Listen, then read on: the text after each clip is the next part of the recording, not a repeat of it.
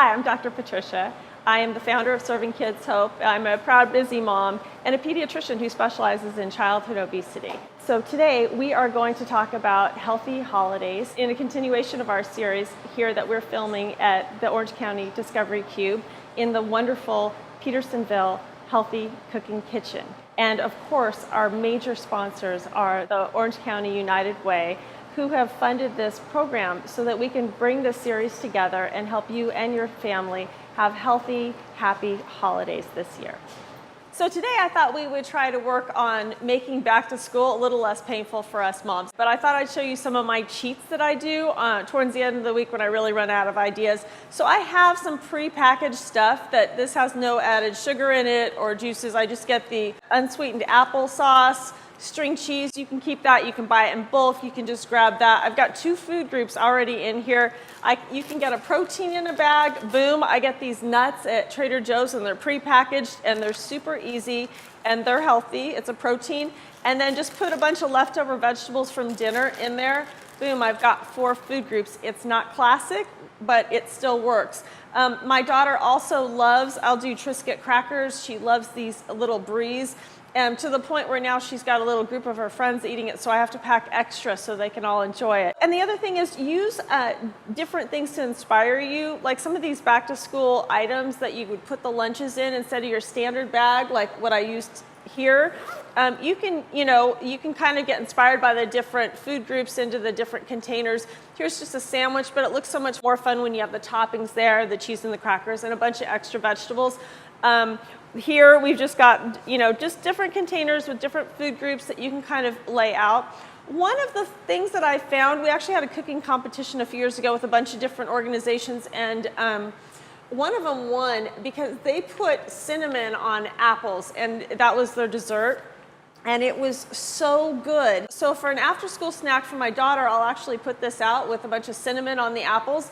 And then the leftovers, I can actually put in a bag. It stays good for a couple of days. So that's really exciting. My daughter's just getting out of elementary school. She's getting more sophisticated. And so I brought in my friend Krista, president of Serving Kids Hope. But she's been a longtime friend, and she is just innovative at making meals fun for kids. All the creative ideas she's had for her kids. She has the kind of house that everybody wants to sit and be at. I used to make my girls the Chinese chicken salad because they didn't really like to eat school lunches. So one of the things I would do is I would buy these little recyclable containers, and I would mix up the Chinese chicken salad, which is fairly easy. I can kind of lead you through it. You can kind of just start with a bag of butter lettuce. I just, open the bag and kind of throw it in there. Perfect. I do a bag of coleslaw. Yum. And I usually use the one with, all the different colored vegetables to get the rainbow in there. Okay.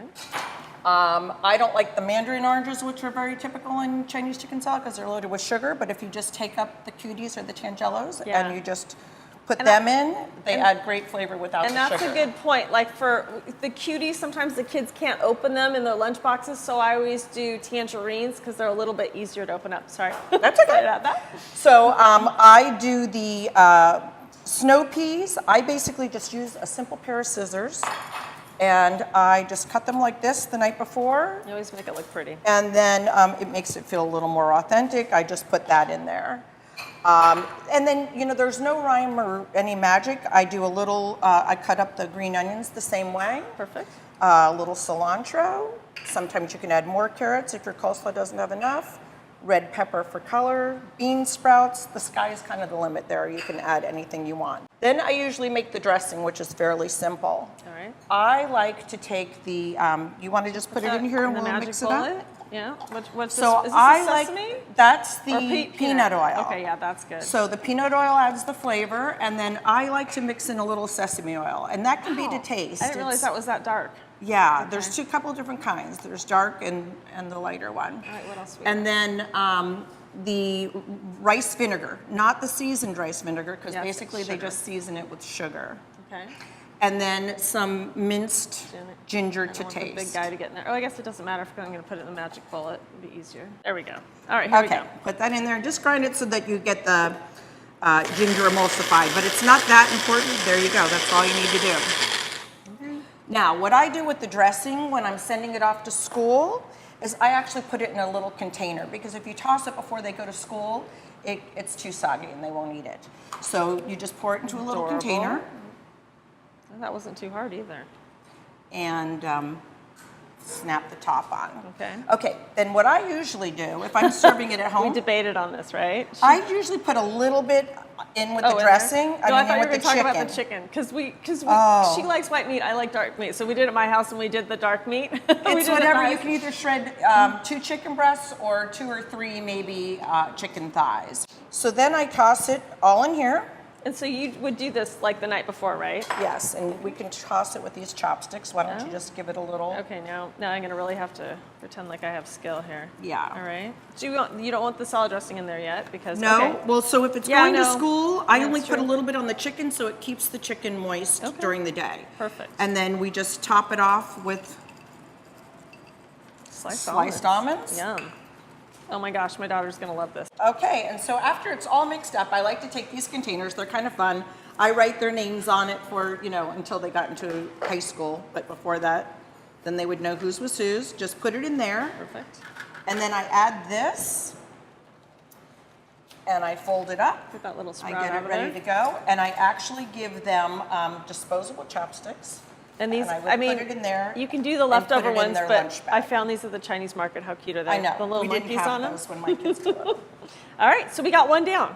There we go. Nice. So the other idea that I've officially stolen from Krista, that's why I'm having her come here and give her own props, is this layered California roll. So this is fun. And so this is not only good for to put for my daughter for lunches, and we'll show you how to do that, but also this is a great after school snack. It's got a lot of food groups in it and so forth, and it's just kind of fun. So this is a crab stack. It's basically with crab and sort of a alternative form to mayonnaise.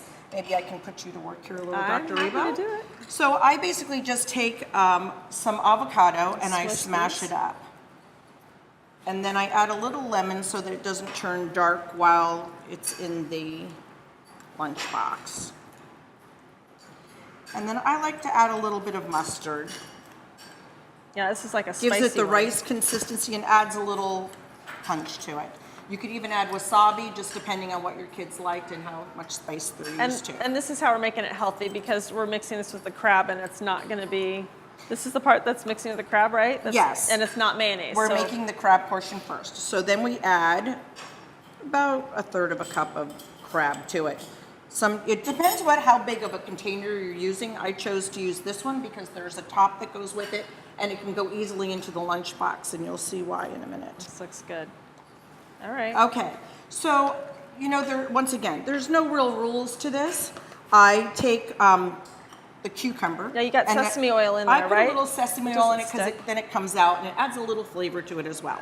All right. So then I just chop up cucumber and I make that the first layer. gonna- You could smash that a little bit more and layer it right on top. Oh, so this one. Okay. Yeah. And I like to separate because this is avocado and then the mango would be like your next layer. Just kind of press it down there. All right. Okay, then shake in some mango. It looks pretty. Mm-hmm. All right. What's next? Okay, and then the crab. So the crab mixture turned out pretty cool. Put that in there. Okay, fill it up to the top with brown rice. Okay. This is the brown rice. So then just give it a push, yeah. Oh, A little push so bit. hard. Okay. And then, now you can do one of two things. You can, if you're doing it at home or someplace where you can send a plate with your child to school, you can take the container and put the plate on top and then turn it over, holding the bottom and the top. Oh God, here we go. Cross your fingers. Okay. And then just give it a little, so they're supposed to be a little cold. You can top it off with a little sesame seed if you're doing it at home. This is my and little a pretty thing. little Think that'd be flour. cute? And some I like wasabi? to drizzle, yeah, you can put soy sauce on it. It's fairly moist all by itself, so it doesn't need a lot of sauce for flavor, but you can add soy sauce to it if you want.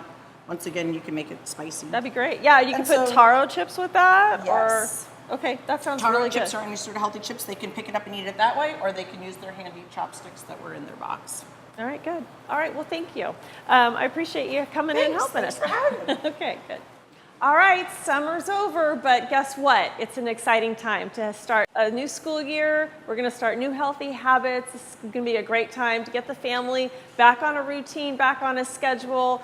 Really make that after school snack important. We came up with these cute little things we have for each of the different seasons, and they're on our website, drpatriciamd.com, and you can download them and print them out. The kids can work on them while you're cooking, or you guys can cook together. You can talk about them at the table. They've got great little conversation starters on there, and it's just kind of a fun way to get back to reading and writing and routines and having a healthy school year this year. Hi, I'm Dr. Patricia. Thank you so much for watching today, and we hope that you learned something about how to make your family and your holidays more healthy. If you need more ideas or want to get the recipes we discussed, please come visit us at our website at drpatriciamd.com.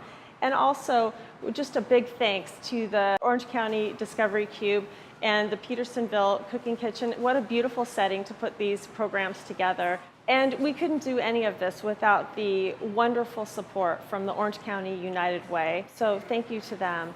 And if you want more information on combating childhood obesity, please visit us at servingkidshope.org and see how you can be involved.